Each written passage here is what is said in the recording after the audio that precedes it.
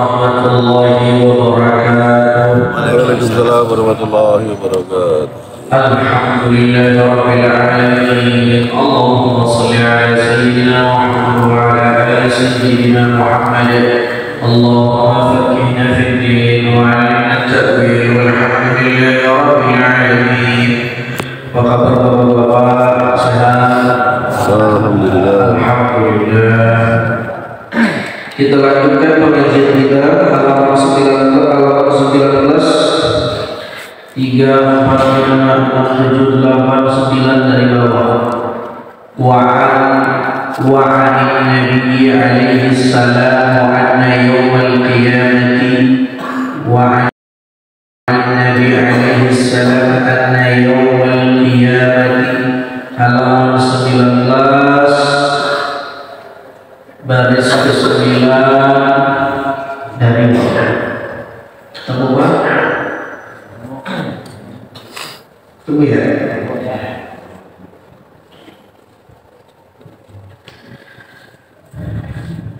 Masih malam. Ya, ila hadratin Nabi Mustafa Muhammad sallallahu alaihi wasallam wa ala alihi wasallam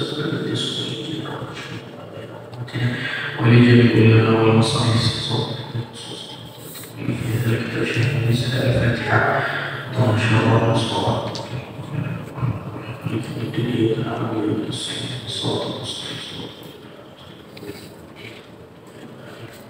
قال المصنف رحمه الله تعالى ونفعنا به وبركاته عليه في الدارين.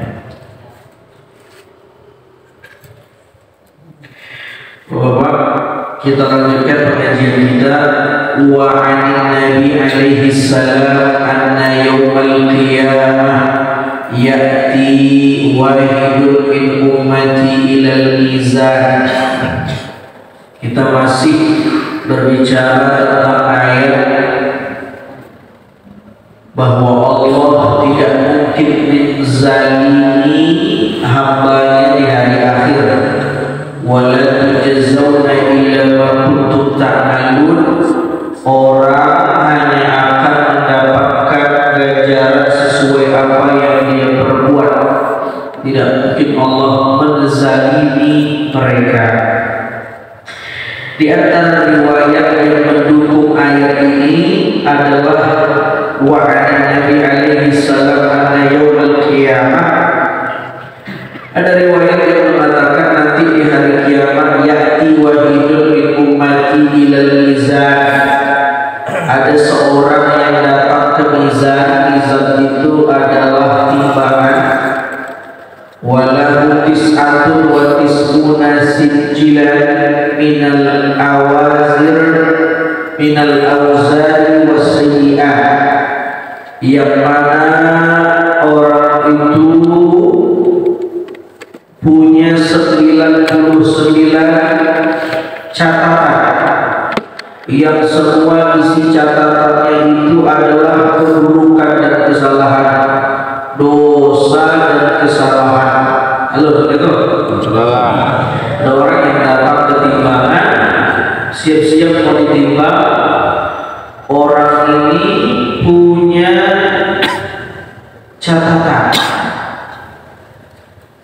jumlahnya 99 yang isinya adalah catatan keburukan semua. Lalu singkat cerita, wa kullu sijil tuluhu mudul basar. Panjang catatan itu ada berapa tadi jumlah catatannya? Satu catatan panjangnya tuluhu mudul basar, sejauh mata memandang. Ini satu catatan panjangnya sejauh mata memandang. Semuanya 99. Dan isinya semua kesalahan. Subhanallah ta'ala. Lalu kemudian Allah Subhanahu wa ta'ala berkata kepada orang itu, ya abdi wahai hambaku, hal tunkiru mimma fi hadhihi as-sijillat awil katibuna yaghlutuna. Hai hambaku,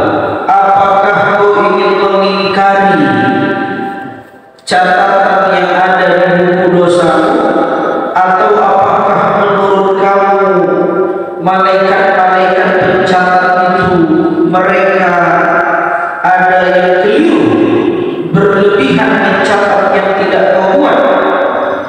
Maka fayaqulul 'abdu, menjawablah orang ini, la, tidak ya Rabbi, enggak Tuhanku.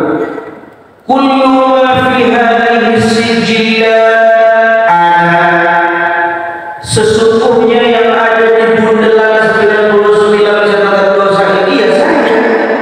Qad fa'altuhu fid dunya, dan emang saya yang buat. Jadi kita kagak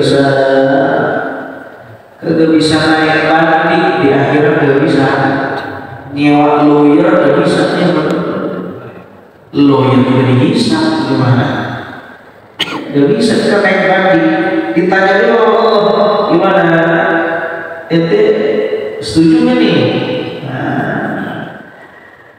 Mau mengajukan keberatan nggak? Gak bisa. Emang udah begitu catatannya.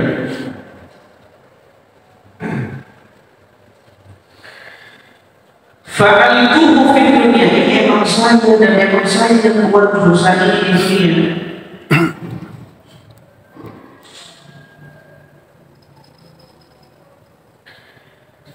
Fala majal lil inkar, tidak ada celah untuk saya mengingkari apa yang sudah tercatat di sini, kata orang ini. Summa kemudian yaqulullahu ta'ala, berkata Allah, ya abdi laka 'indi hasanatun. Ini kan dia punya 99 dosa, tapi kata Allah, tunggu dulu wahai hambaku, menurut catatan yang saya tahu, kata Allah, kau itu punya satu kebaikan, laka 'indi hasanatun wa ana la azlamuka al-yawm, dan saya hari ini pada hari kiamat tidak akan menzalimi seorang pun. Ya, tidak hanya di hari kiamat. Ya, di dunia Allah tidak mungkin menzalimi orang, tidak mungkin menzalimi manusia, kamu. Wa yukhrijullahu ta'ala warqatan min usbu'i. Lalu Allah Subhanahu wa ta'ala mengeluarkan secari kertas yang kira-kira kertas itu ukurannya selebar tangan, selebar jari-jari kita ya. Jadi tadi 99 catatan dosa, satu lembaran isinya sepanjang mata memandang, semuanya keburukan. Tetapi orang ini punya kebaikan, satu kebaikan, dan tersimpan di filenya Allah, besar filenya itu seukuran kita punya jari, kecil benar. Orang kebaikannya cuma satu. Wa 'alaiha maktubun asyhadu an la ilaha illallah ila akhirih. Isi catatan itu lafaz tauhid, asyhadu an la ilaha illallah, aku bersaksi tidak ada Tuhan selain Allah, ila akhirih, sampai selesai. Mungkin orang ini emang dari lahir waduh kalian, dan gak ada yang dia buat kecuali syahadat doang. Dari rukun Islam yang 5, gak ada yang dia buat kecuali rukun Islam yang pertama, asyhadu an la ilaha illallah wa asyhadu anna Muhammad Rasulullah. Itu pun ucapinnya pas akad nikah. Selebih itu gak buat apa-apa, cuma syahadat. Itu pun waktu akad nikah, itu pun didiktein sama kawan. Astaghfirullahaladzim, astaghfirullahaladzim, sifat dulu, astaghfirullahaladzim, asyhadu an la ilaha illallah wa asyhadu anna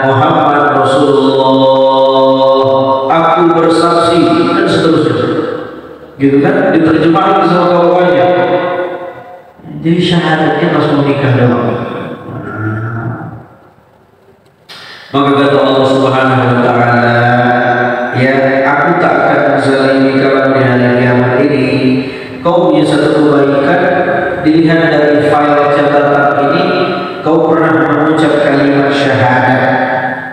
Maka kata Allah, ya abdi ma faradta fil dunya hadhihi kalimat, karena kau tidak berpisah dengan kalimat tauhid ini hatta utika syafi'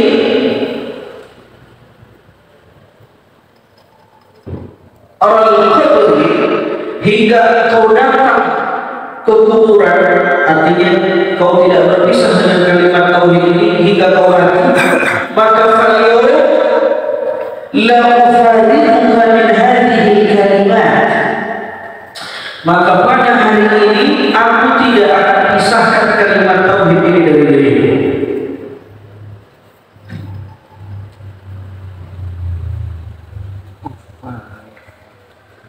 Wala dhulma al-yawma li ahad, dan tidak ada yang dizalimi pada hari pembalasan ini.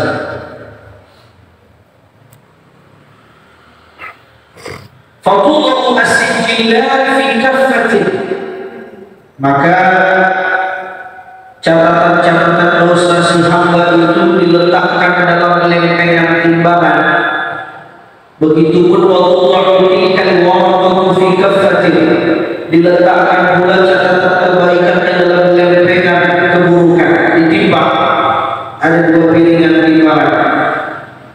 Fi kaffatin ukhra. Lalu kemudian apa yang terjadi?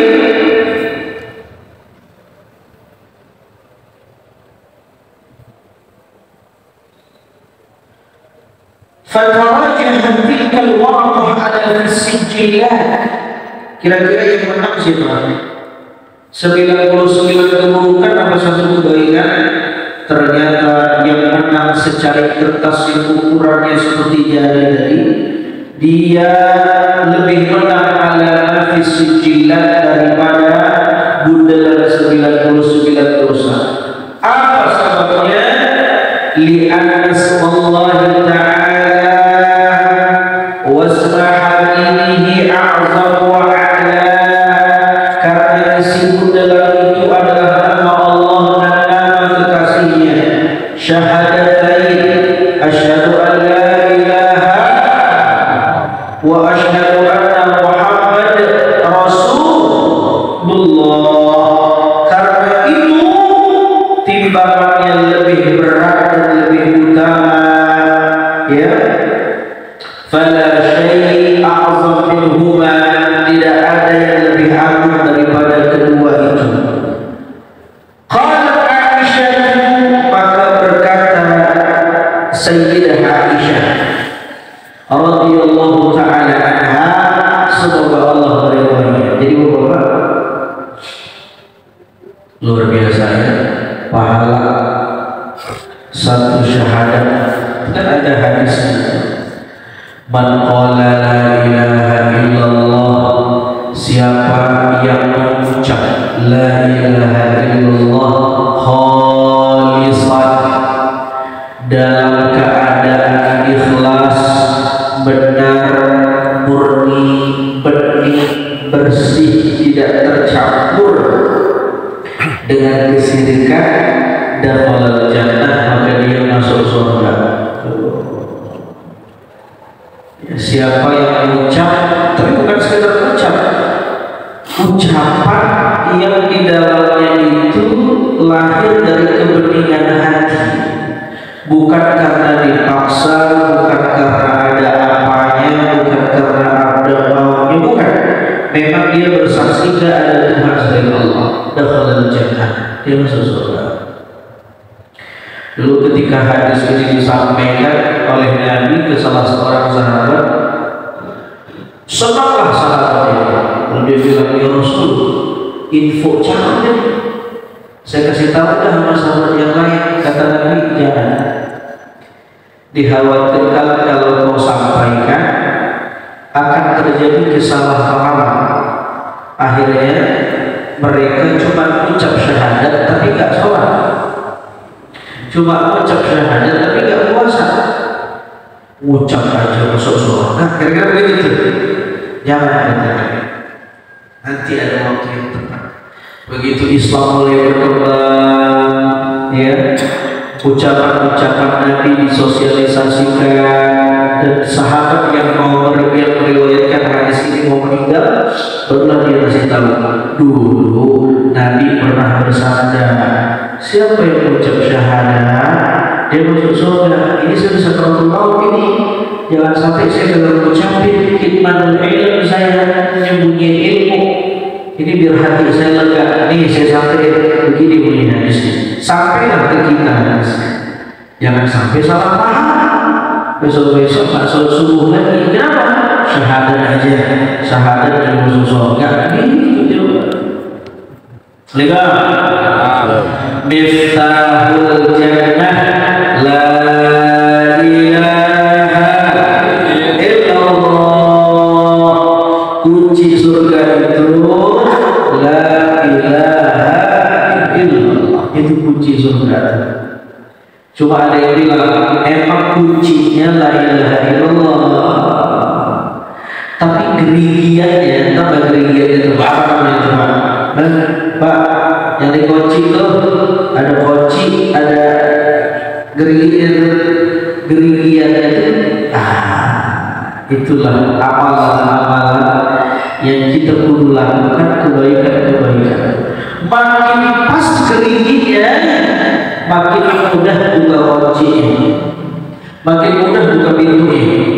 Tapi kalau cuma ada kunci, gerigitnya kagak nyambung, kebesaran atau kekecilan, kira-kira masuk kan? Masuk, tapi nggak bisa buka, dipaksa patah. Miftahul jannah la ilaha illallah. Kunci surga adalah la ilaha illallah. Adapun geriginya adalah konsekuensi dari la ilaha illallah. Apa konsekuensi dari la ilaha illallah? Tidak ada Tuhan selain Allah, menyembah Allah.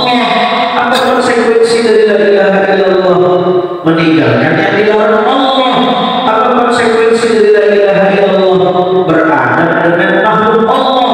Banyak konsekuensinya. Itulah yang menjadi gerigi dari kunci-kunci itu.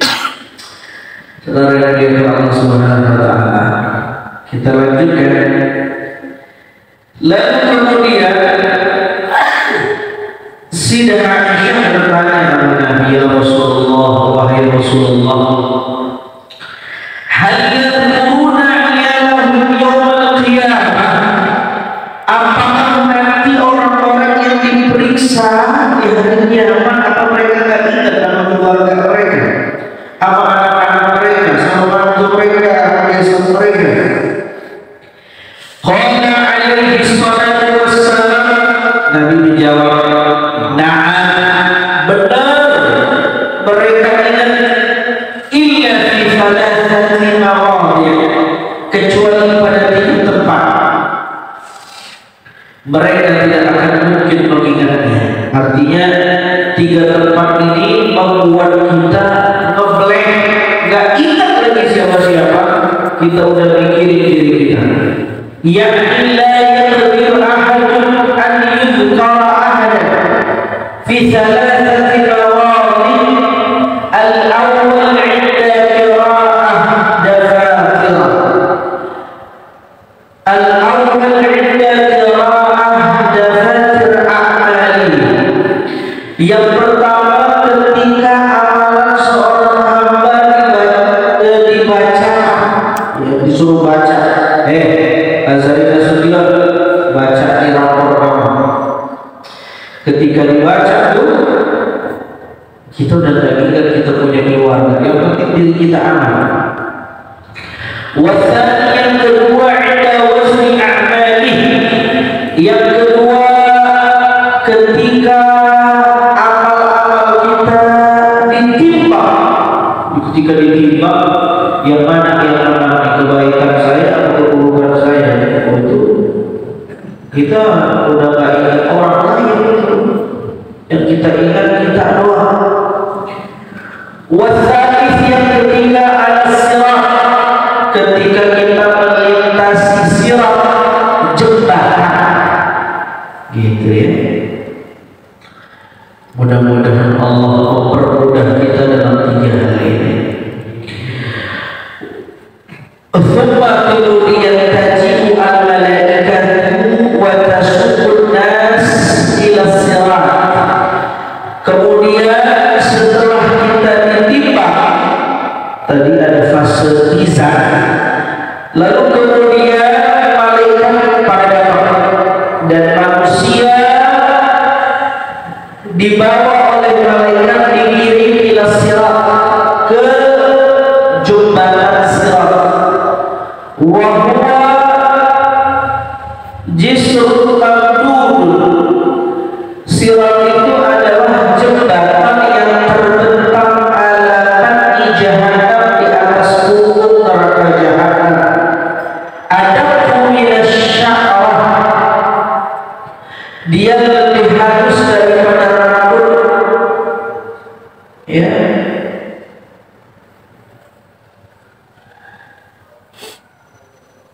Wa ahaddu minas sayf, dan lebih tipis daripada pedang. Wa jahannam tahtahu, di bawah sirat itu adalah neraka jahannam. Wa naruha, dan adapun apinya neraka jahannam itu talhabu fawqahu, menyala-nyala di atas jahannam itu, atau menyala-nyala di atas sirat. Wa zamaniyah, dan adapun malaikat zamaniyah kerjaannya yarmunal asah, akan melempar para pelaku maksiat dari sirat, dari jembatan sirat itu. Wa 'alaiha sab'an mawaqifah, dan di atas sirat itu ada 7 terminal. Wa tulus sirat, ada panjang si sirat ini miqdar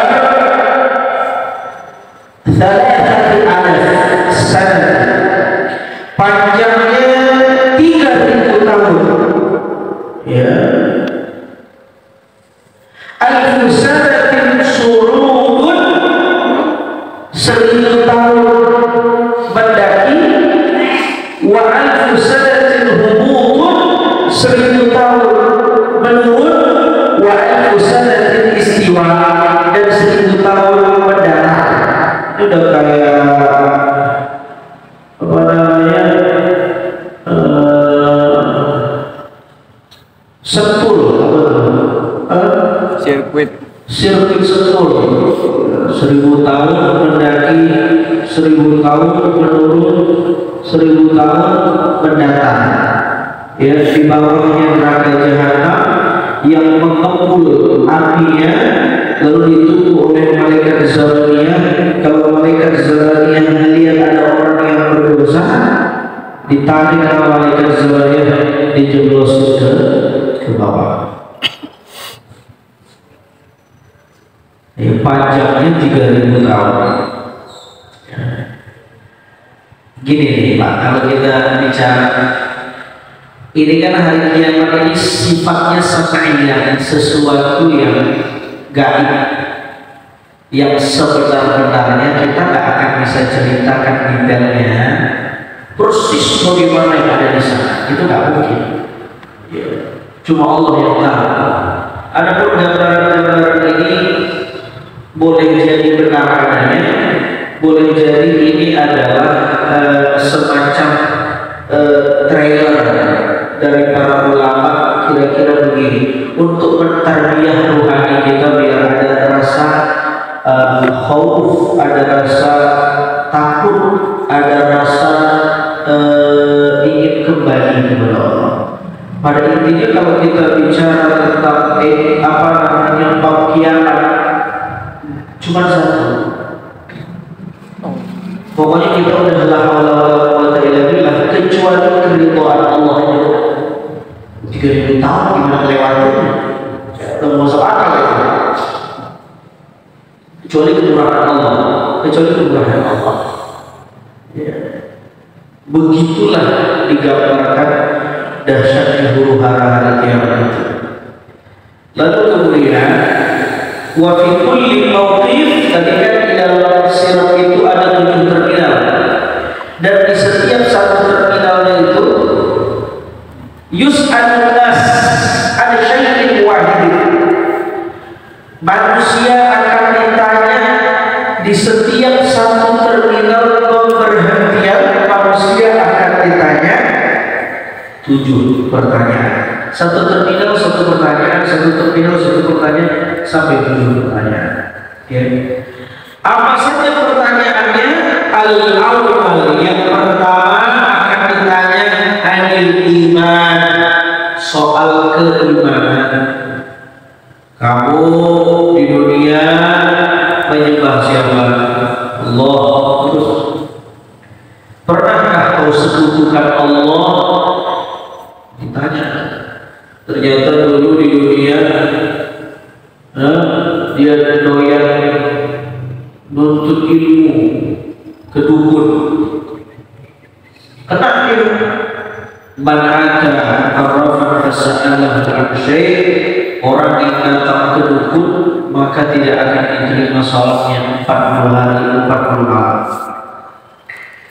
Dalam hadis lain, seorang yang datang dan membenarkan omongan si dukun itu faqad kafar, maka dia kafir, keluar dari Islam. Kenapa?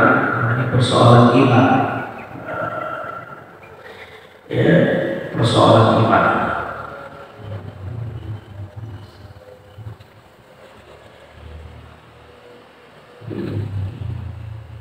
Itu masih iman yang kasar. Kalau kita kan model-model begini udah kagak mungkin ke dukun lagi kan? Atau masih ada nih? Gak ada mungkin. Belum iman yang daging, yang halus, yang subtil. Kamu dulu di dunia menyembah siapa? Beriman sama siapa? Engkau ya Allah. Ketika menyembah, hatimu tulus menyembah saya atau yang lain?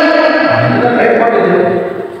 Menyembahmu ya Allah tulus, tapi tipis-tipisnya dikit ada karena orang. Nah, kena kita syirik kofi, syirik yang halus tidak terlihat. Beramal bukan karena Allah tapi karena ulah. Beramal karena dia pengen buat itu, bukan karena Allah. Kena kita.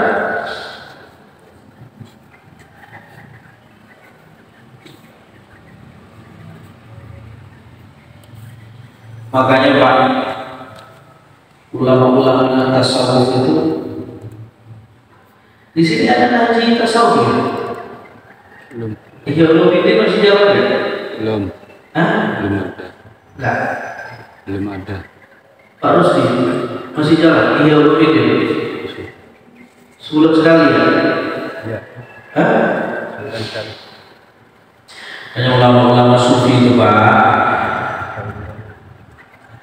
mereka bilang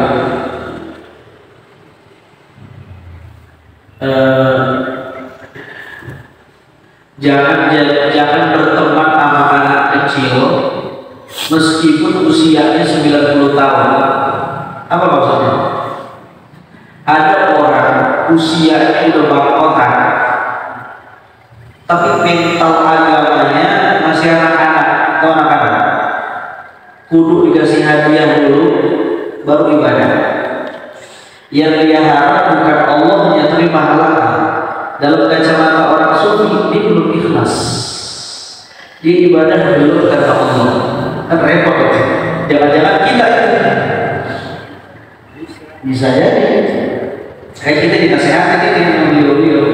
Kata Syekh Abdul Hasan Asy'ari, jangan temenan sama anak kecil meskipun Jadi usia biologisnya 90 tahun, tapi usia spiritualnya 9 tahun. Udah banyak udah. Tapi kalau dia usia spiritualnya, gigi belum tumbuh. Emut. Sebaliknya, ada orang yang kecil, muda, belum tua usia biologisnya, tapi usia spiritualnya tua. Siapa itu? Ibnu Abbas. Ibnu Abbas ini sahabat Nabi. Suatu ketika diteteng-teteng sama Umar. Ibnu Abbas ini sahabat junior. Teteng sama Umar dibawain ke tempat nongkrong sahabat-sahabat senior, sahabat-sahabat yang udah sepuh-sepuh ya. Begitu Ibnu Abbas ikut nongkrong di majelis itu, komentar nih yang sepuh-sepuh, Umar nggak salah bawa ente, ini bocah ingusan ini umurnya kayak anak kita gitu kata sahabat-sahabat Nabi yang sekitar.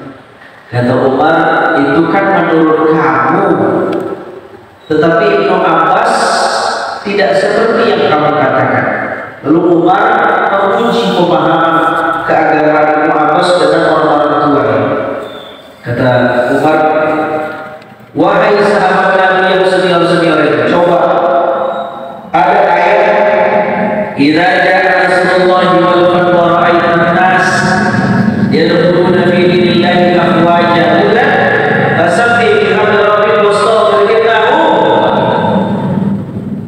Bagaimana pendapat kalian tentang tafsir ayat ini? Diam semuanya. Ada satu yang menjawab, Umar,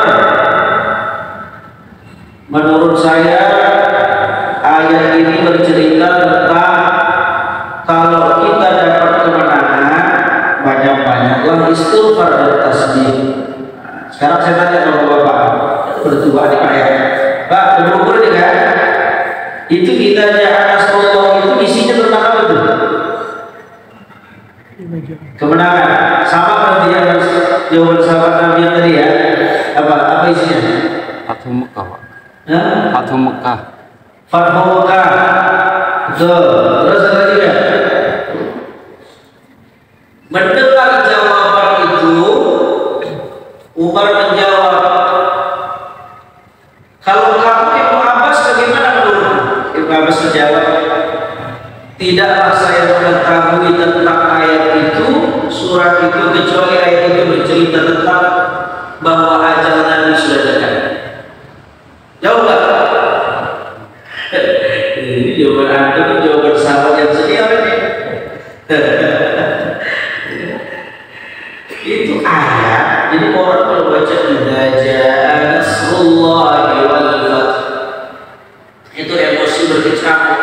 Antara senang karena menang, yang kedua sedih. Tidak lama setelah itu, 70 hari setelah ayat itu turun, Nabi wafat.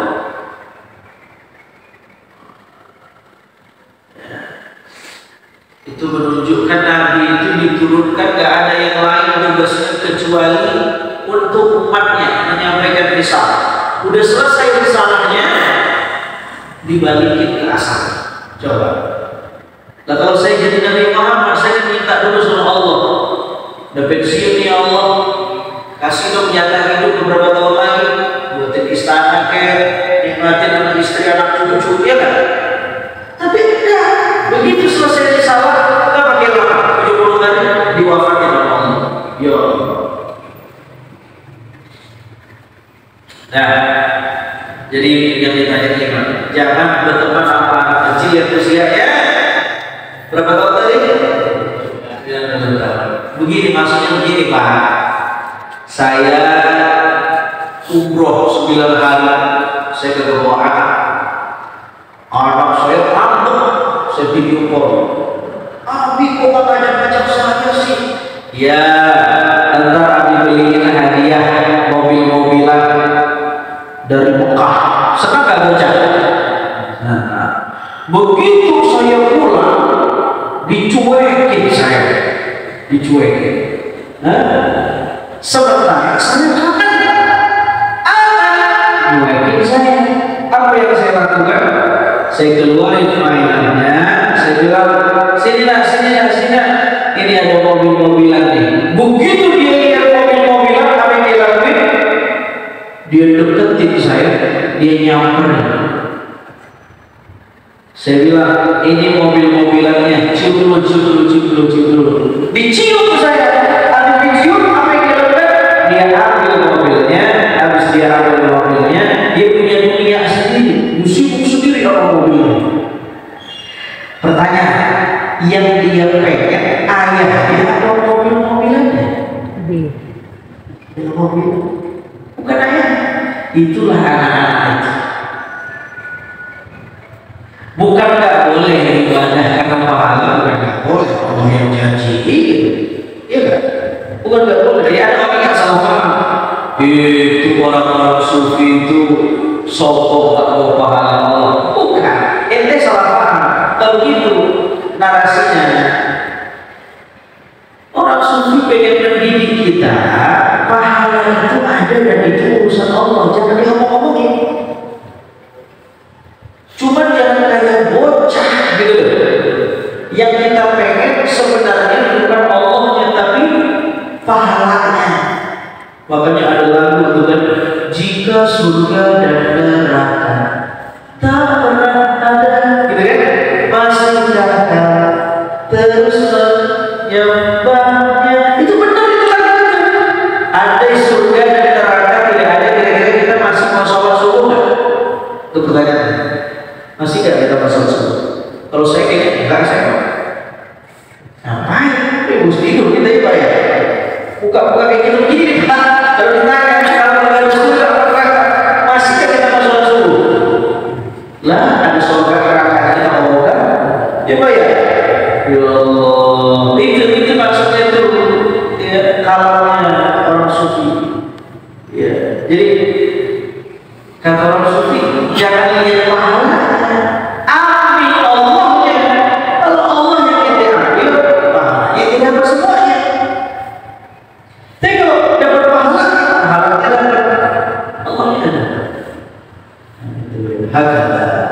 Itu tentang iman. Lalu terminal yang kedua, wasani anis sholat. Pada terminal sirat yang kedua kita akan ditanya tentang sholat. Kamu sholat ya Allah, aman kita cepat. Kan sekelas kita tidak mungkin lagi ninggalin sholat ya Pak ya. Tidak mungkin jadi sholat, tidak mungkin Pak. Cuman ketika ditanya apakah sholat karena saya, kan repot lagi tuh. Karena ternyata di Al-Quran, ya ayat yang kita baca tadi waktu jamaahan, fawailul lil musallin, celaka orang yang sholat. Dia tidak bilang celaka yang pada sholat, celaka yang sholat celaka. Lah yang sholat aja celaka gimana? Alladzina hum yura'una, karena mereka sholat riya, pengen dinilai sama makhluk, biar dikata pejuang subuh, biar dikata malaikat subuh. Yura'una wa yamna'una al-ma'mur, dan mereka pelit akan tanda sholat tapi pelit. Nah, ini ayat nyindir ada orang yang ahli ibadah dekat sama Allah tapi sama tetangga cuek, celaka tuh orang begitu Pak. Sebaliknya ada orang sama tetangga baik sama Allah cuek. Itu realita di lapangan. Ada nggak begitu? Ada. Mesti ada. Apa tetangga dia cuek kalau kenal sama Allah mah soal subuhnya nggak bukan ini bukan. Jangan sampai begitu, jangan. Ayat itu ngomong begitu, gitu. Insyaallah. Goyang dan lamun, tapi dia nggak mau bantu orang. Ya, artinya sholat kita itu harus membekas kepada akhlak kita terhadap tetangga dan orang sekitar. Ya. Wasalif yang ketiga, akan ditanya apalagi ini nih, ya zakat. Masya Allah, kesadaran umat Islam tentang bayar zakat masih kurang, masih kurang. Ya. Tidak segetol sholat, tidak segetol puasa. Ya. Zakat di Indonesia itu masih kesadaran individu-individu. Ya. Tema-tema zakat masih jarang. Maka perlu BKM Mujahidin itu buat kurban Jumat, kalau bisa dibuat temanya harus kalau itu belum ya, mudah iya yang itu belum ya, iya kalau bisa pakai tema. Itu saya kasih tahu juga di Al-Azhar Masjid Komplek, sudah baru mulai Jumatannya belum diaplikasikan. Tapi tema-tema udah saya susun, mulai nyontek aja daripada buat lama, contek aja. Jadi ada tentang zakat, ada tentang sholat, ada tentang jangan neraka. Rusik orang-orang harus ada tentang kemanusiaan, harus ada tentang zakat, harus ada tentang jihad, harus ada tentang puasa. Jadi khotibnya sebelum naik mimbar baca dulu. Kalau kalian kasih tema, itu lagi. Harus dikasih tema. Jadi kita juga lihat temanya ini. Ya, masukan. Musim politik begini, temanya jangan politik. Dosa itu PKM. Iya, kalau orang politik di luar boleh. Jangan di mimbar, jangan. Boleh di mimbar ngomong gitu. Ya, boleh di luar. Terlalu mahal ini, harganya terlalu mahal ini. Ya, apalagi Jatim, mahal banget ini. Iya, kayaknya masjid Romiuk yang paling banyak Jatimnya ini sini ya. Ini paling mahal ini. Saya kalau berubah di sini harus lega aja saya. Kalau di mimbar masjidnya kan kecil, juga buka apa namanya, saya bilang 2 khotib juga kuat ini. Iya, saya berubah ke 1, dia berubah ke 2 begitu. Ya, alhamdulillah. Dibuat tema itu. Oh, di kapan musim 5 tahunan. Oh, temanya tentang misal antum jangan bahas politik, tapi angkat tema yang memperbaiki citra politik. Contohnya gimana? Tentang hakikat kejujuran. Biar tidak ada yang curang di politik.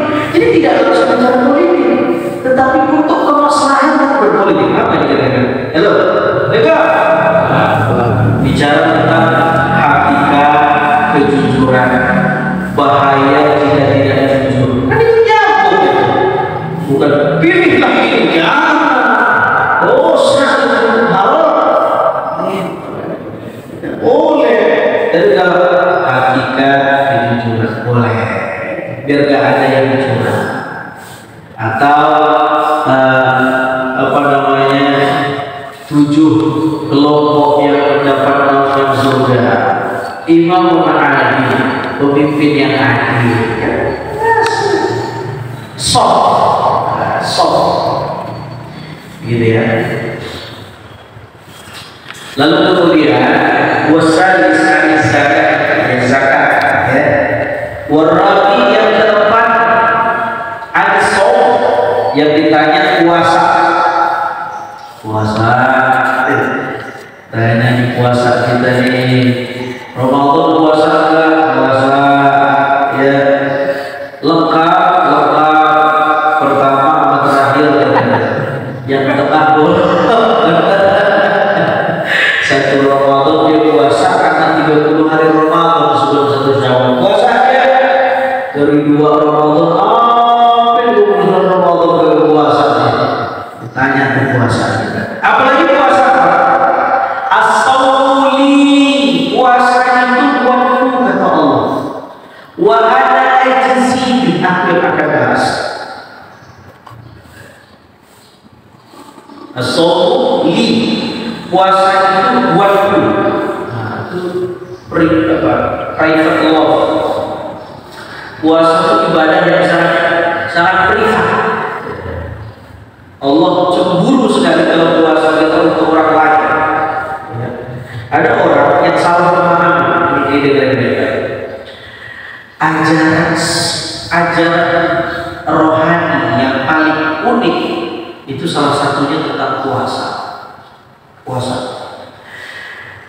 Kemanapun Anda bicara tentang rohani, di agama manapun dan di ajaran apapun, pasti mereka punya puasa.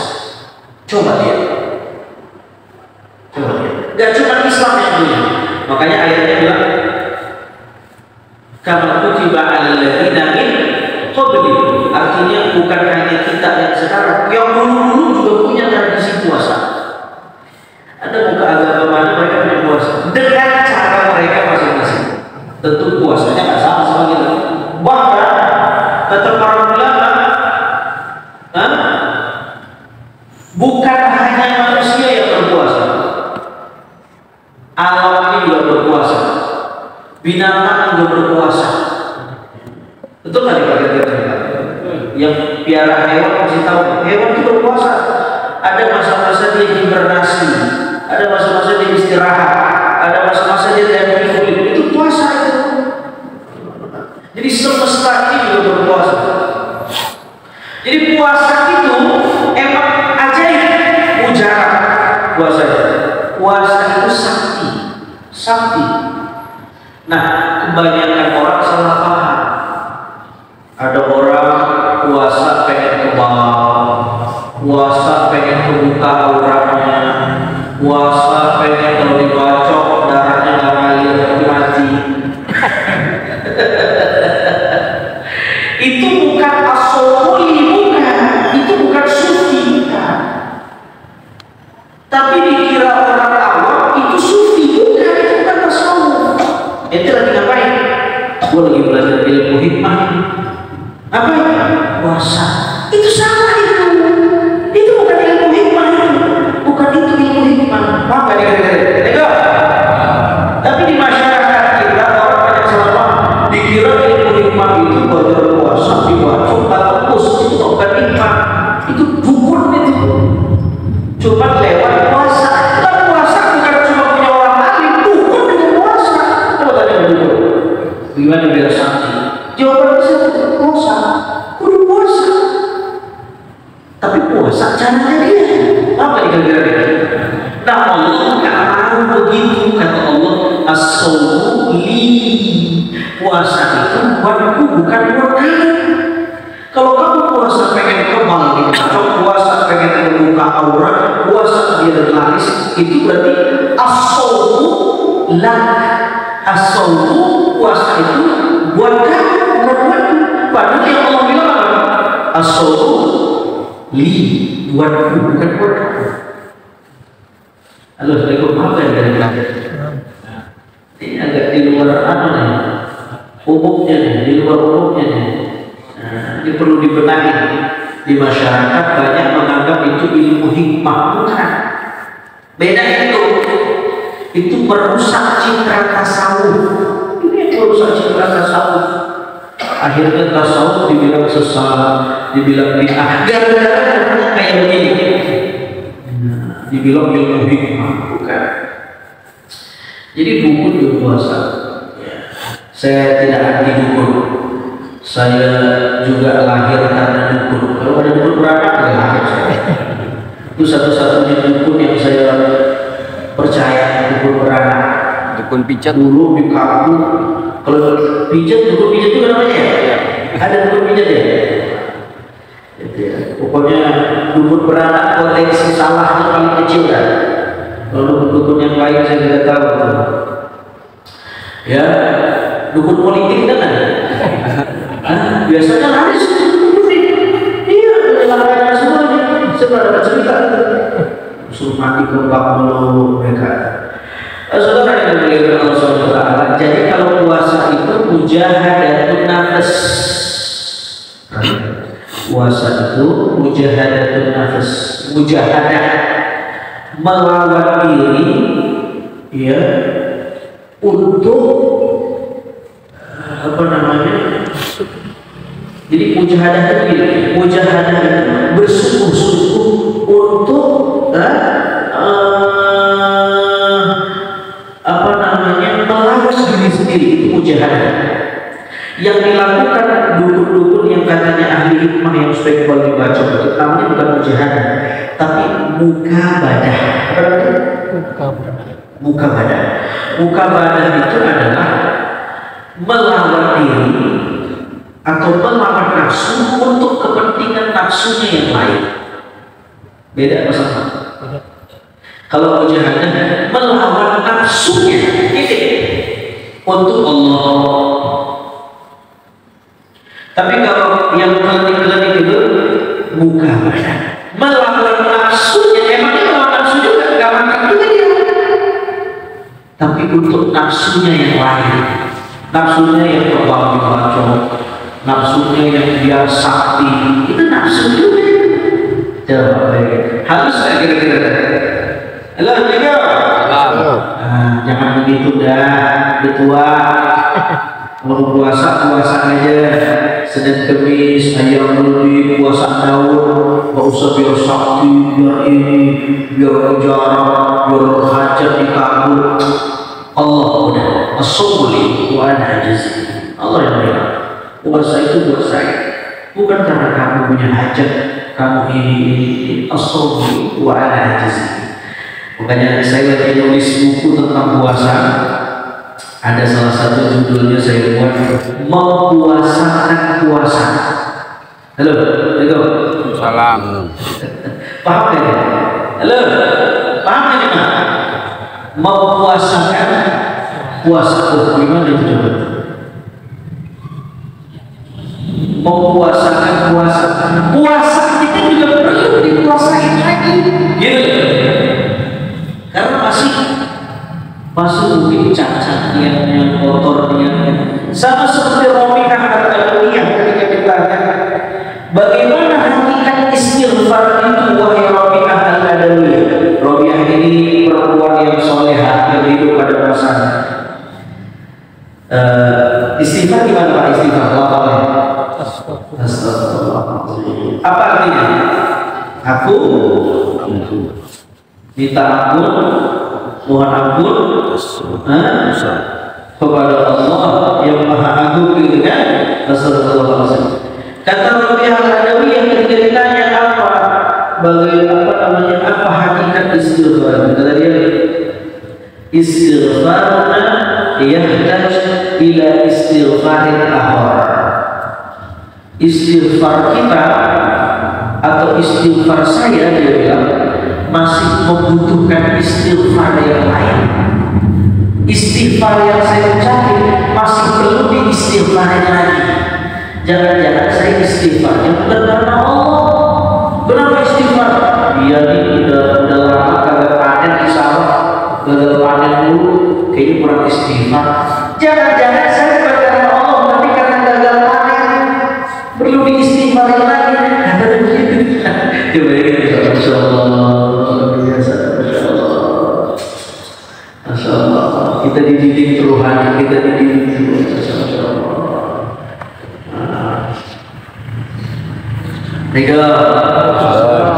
Jangan salah paham ini. Ya.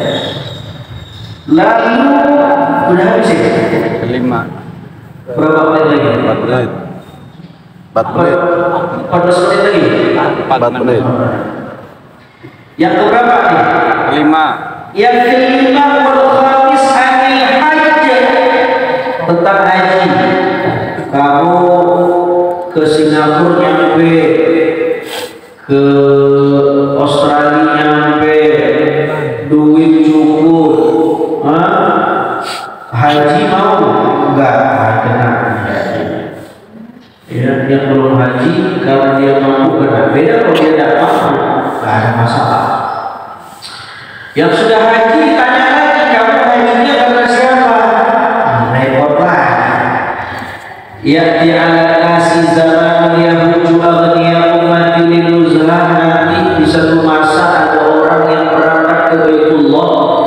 dia niatnya bukan karena pengen ke Baitullah, tapi linuzhah, untuk traveling. Nah, kan lagi musim ini. Itu yang agak aneh ya, kebijakan ulama-ulama, kebijakan pemerintah Saudi. Museum kelahiran Nabi Muhammad diratain, ya, tempat lahir Nabi Muhammad diratain, makam-makam ulama diratain, alasannya khurafat bid'ah. Tapi tempat-tempat wisata dibanyakin sekarang itu.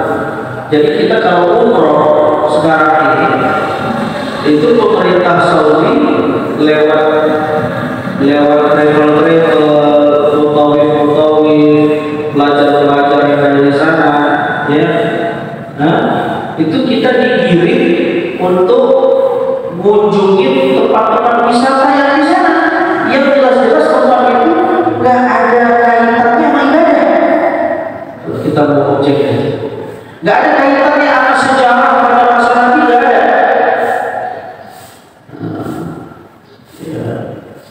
Jamal Mahnet, apa gitu. Ada beberapa. Sekarang lagi dibuat apa namanya?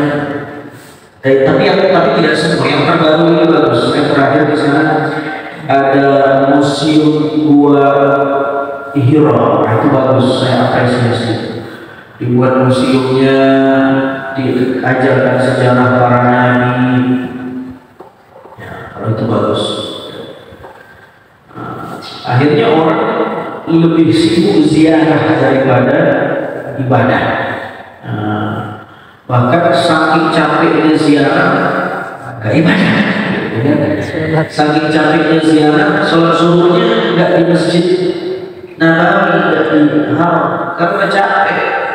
Dibawa ke Jabal Rahmah, dibawa ke Jabal Mahnet, dibawa ke yang mungkin tidak ada, tidak penting-penting banget, ya, tapi ya lain kepala dan lain isinya, ya.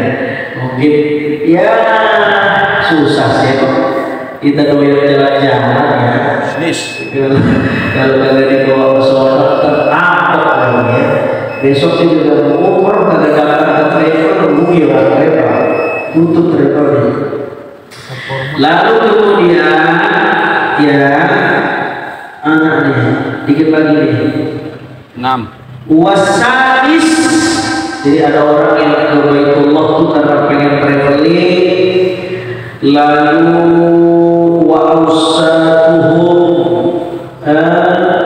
litijarah, orang yang ke sono ada juga motifnya karena bisnis, ya. Di sana dia karena pengen bisnis, bukan pengen ketemu Allah, bukan.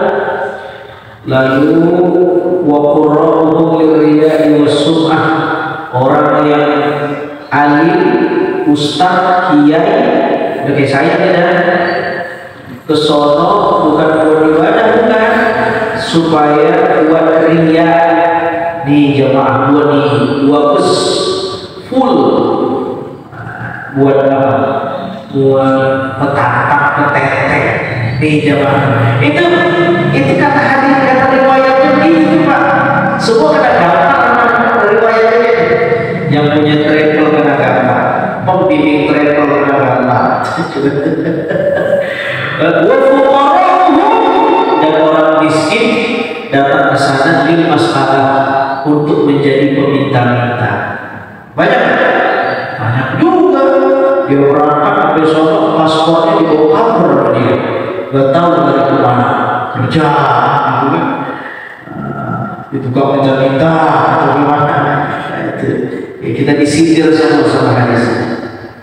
Wasadis, yang keenam ada wudhu, ditanya wudhunya. Wal ghusl, dan mandinya udah benar atau belum wudhunya, ya. Wasabi an-zulmi, sementara yang ketujuh, terminal yang ketujuh ditanya tentang azul, ya, kezaliman yang dilakukan kepada orang, ya. Hakala fi kulli mawqif miqdar al-sanah. Kalau dia tidak bisa menjawab pertanyaan-pertanyaan di terminal ini, dia akan diam di terminal itu selama 1000 tahun. Wa ila yaqulu ala kulli mawqifin sa'atin wahidah. Tapi kalau dia bisa menjawab, dia tidak perlu antri, dia hanya melewati cukup dengan waktu yang sebentar saja. Wallahu ta'ala a'lam bissawab. Mudah-mudahan bermanfaat. Kita lanjutkan nanti tahun depan kali ya. Tahun depan Pak. Apa ini kita ketemunya ini tahun depan. Masya Allah, waktunya dalam ini bermanfaat. Kita tutup pakai doa. Bismillahirrahmanirrahim. Allahumma shalli ala sayyidina Muhammad wa ala sayyidina Muhammad. Allahumma ij'alna mimman ta'allamna hujjatan lana wa la hujjatan 'alaina bi rahmatika ya arhamar rahimin. Rabbana atina fid dunya hasanatan wa fil akhirati hasanatan wa qina adzabannar. Wa sallallahu wa sallama ala